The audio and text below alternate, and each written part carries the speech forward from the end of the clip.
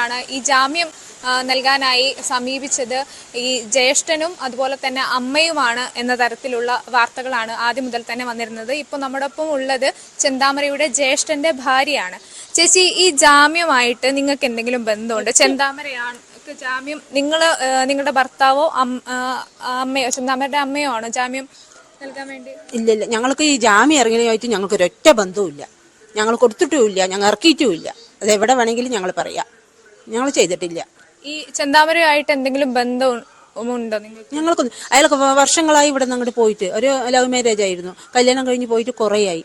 അപ്പം അവരവിടെ, ഞങ്ങൾ ഇവിടെ തറവാട്ടില് ഒരു ബന്ധവുമില്ല. എപ്പോഴെങ്കിലും എന്താ അമ്മയെന്ന് പറഞ്ഞ് വരും പോകും, അതല്ലാണ്ട് കഴിക്കാനോ തിന്നാനോ ഒന്നും നിൽക്കില്ല. വരും അങ്ങനെ അമ്മൻ്റെ അടുത്ത്, ഇത് തറവാട്ട് വീടായതുകൊണ്ട് അയാൾ വരുന്ന ഞങ്ങൾക്ക് അതിനെ എതിർക്കാൻ പറ്റില്ല. ഞങ്ങൾ എതിർത്തു പറഞ്ഞ് ഞങ്ങൾക്ക് ഭീഷണിയായല്ലോ, ഞങ്ങളുടെ വലുതും ചെയ്താലും ഞങ്ങൾക്ക് പേടിയുണ്ട്, അങ്ങനെ ചെയ്ത ആളല്ലേ.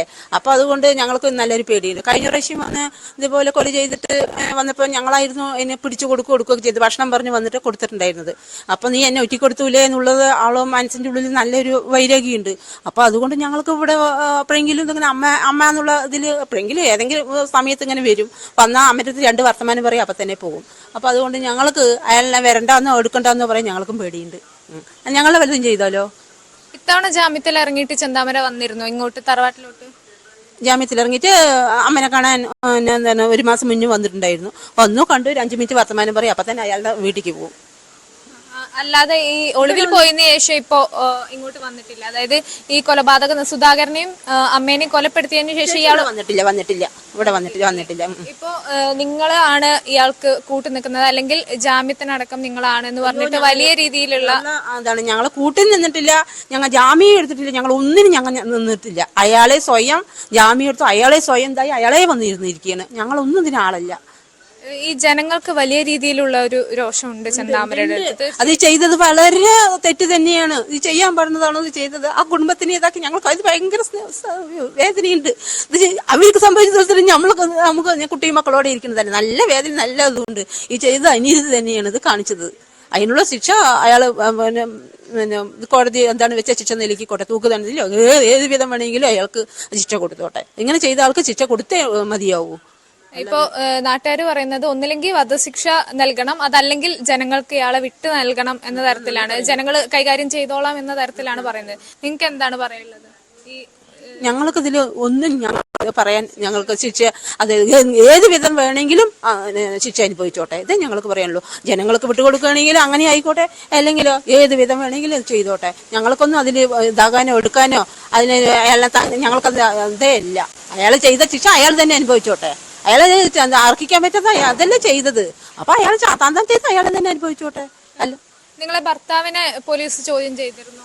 ഭർത്താവിനെ ഇയാളുടെ അനിയനെ കിട്ടാണ്ടായപ്പോ ഭർത്താവിനെ കസ്റ്റഡിയിൽ വെച്ചിട്ടുണ്ടായിരുന്നു.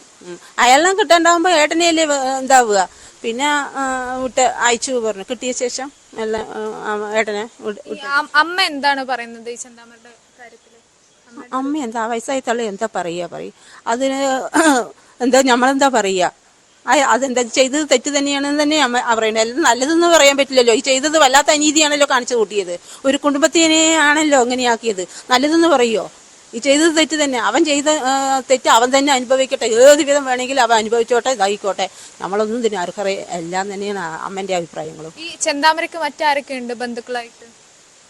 ബന്ധുക്കളായിട്ട് പറഞ്ഞാൽ 2 അനിയത്തിമാര്, 4 മക്കളാണ് അവര്.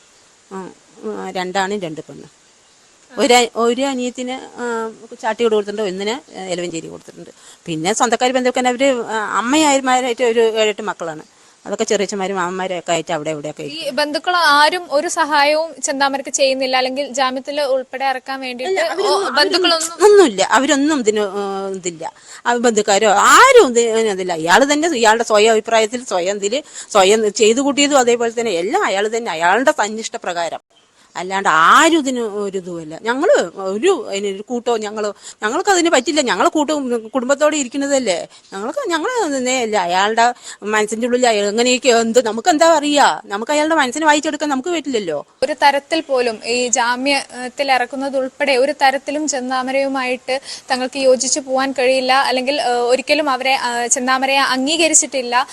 വരുന്ന വാർത്തകൾ ആദ്യഘട്ടം മുതൽ തന്നെ ജാമ്യത്തിൽ ഇറക്കിയത് ബന്ധുക്കളാണ്, സഹോദരനാണ് ഉൾപ്പെടെയുള്ള വാർത്തകൾ വന്നിരുന്നു. അത് പൂർണ്ണമായും നിഷേധിക്കുക തന്നെയാണ് ഈ കുടുംബം ചെയ്യുന്നത്. ഒപ്പം തന്നെ ഈ അമ്മ, ചെന്താമരയുടെ അമ്മ ഉൾപ്പെടെ മകൻ ചെയ്തത് തെറ്റാണ്, മാപ്പർഹിക്കാത്ത ശിക്ഷയാണ് എന്ന തരത്തിൽ തന്നെയാണ് പ്രതികരിക്കുന്നതും.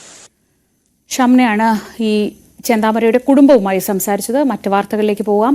കഠിനംകുളം കൊലപാതക കേസിലെ മുഖ്യപ്രതി ജോൺസൺ ഔസേപ്പ് സ്ഥിരം കുറ്റവാളിയെന്ന് പോലീസ്. ജോൺസനെ വിശദമായി ചോദ്യം ചെയ്യാനായി അന്വേഷണ സംഘം ഇന്ന് കസ്റ്റഡി അപേക്ഷ സമർപ്പിക്കും. Attingal first class judicial magistrate കോടതി റിമാൻഡ് ചെയ്ത പ്രതിയെ ഇപ്പോൾ ആറ്റിങ്ങൽ സബ് ജയിലിലാണ് പാർപ്പിച്ചിരിക്കുന്നത്. എറണാകുളം, കോട്ടയം ജില്ലകളിലെ വിവിധ സ്റ്റേഷനുകളിലായി ജോൺസൺ ഔസേപ്പിന്റെ പേരിൽ അടിപിടി കേസുകളും മോഷണക്കേസുകളും ഉണ്ടായിരുന്നതായാണ് അന്വേഷണ സംഘത്തിന്റെ കണ്ടെത്തൽ. ഈ ക്രിമിനൽ പശ്ചാത്തലം അറിയാതെയാണ് പ്രതിയുമായി കൊല്ലപ്പെട്ട ആതിര അടുപ്പത്തിലായത്. യുവതിയെ കൊലപ്പെടുത്താൻ ഉപയോഗിച്ച സ്റ്റീൽ കത്തി വാങ്ങിയ ചിറയൻകീഴ് വലിയ കടയിലെ വ്യാപാര സ്ഥാപനത്തിലും രക്തക്കറ പുരണ്ട ജീൻസ് ഉൾപ്പെടെയുള്ള വസ്ത്രങ്ങൾ ഉപേക്ഷിച്ച ചിറയൻകീഴ് റെയിൽവേ സ്റ്റേഷന് സമീപത്തെ ഉപേക്ഷിക്കപ്പെട്ട സ്ലാബിന് സമീപത്തും പ്രതിയുമായി എത്തി പോലീസ് തെളിവെടുപ്പ് നടത്തി. തുടർന്നാണ് Attingal first class judicial magistrate കോടതിയിൽ ഹാജരാക്കിയ പ്രതിയെ 14 ദിവസത്തേക്ക് റിമാൻഡ് ചെയ്തത്. പ്രതിയെ കസ്റ്റഡിയിൽ വാങ്ങിയ ശേഷം തിരിച്ചറിയൽ പരേഡ് പൂർത്തിയാക്കാനാണ് പോലീസിന്റെ നീക്കം. തുടർന്നാകും കൊലപാതകം നടന്ന കഠിനംകുളത്തെ ആതിരയുടെ വീട്ടിലെത്തി തെളിവെടുപ്പ് നടത്തുക. ജനരോഷമുണ്ടാകാനുള്ള സാധ്യത കണക്കിലെടുത്ത് കനത്ത പോലീസ് സുരക്ഷയിലാകും പ്രതിയെ സംഭവസ്ഥലത്ത് എത്തിക്കുക. കൊലയ്ക്ക് ഉപയോഗിച്ച കത്തി യുവതിയുടെ വീട്ടിൽ നിന്ന് പോലീസ് നേരത്തെ കണ്ടെടുത്തിരുന്നു. ആറ്റിങ്ങൽ ഡിവൈഎസ്പി മഞ്ജുലാലിന്റെ നേതൃത്വത്തിലാണ് അന്വേഷണം പുരോഗമിക്കുന്നത്.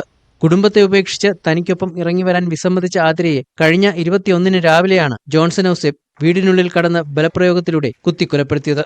ന്യൂസ് 18 തിരുവനന്തപുരം. പോരാട്ടച്ചൂടിൽ ഡൽഹി.